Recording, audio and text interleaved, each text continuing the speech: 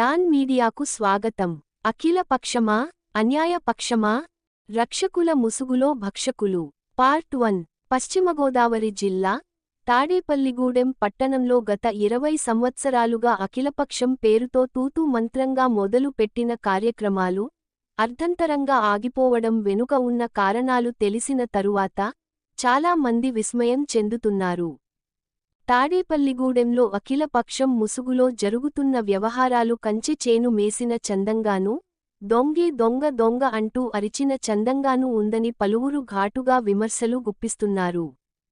శారదా గ్రంథాలయం స్థలం ఆక్రమణ విషయంలోనూ, పట్టణం నడిబొడ్డున అందరికీ అందుబాటులో ఉండే రైతు బజారును మూయించిన విషయంలోనూ, కరణాల సత్రం అమ్మకం విషయంలో గొంతు చించుకుని అరచిన ప్రజా నాయకుల ముసుగులో ఉన్న కొందరు పాత్రికేయుల ముసుగులో ఉంటూ ప్రభుత్వ ఆస్తులను దర్జాగా కబ్జా చేస్తున్నవారికి సహకరించేవారు.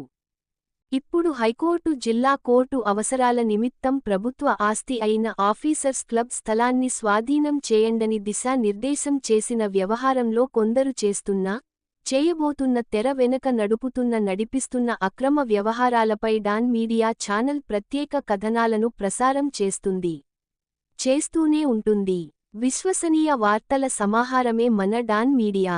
మరిన్ని వార్తల కోసం మన డాన్ మీడియా ఛానల్ను లైక్ చేయండి, సబ్స్క్రైబ్ చేయండి, మరికొందరితో చేయించండి.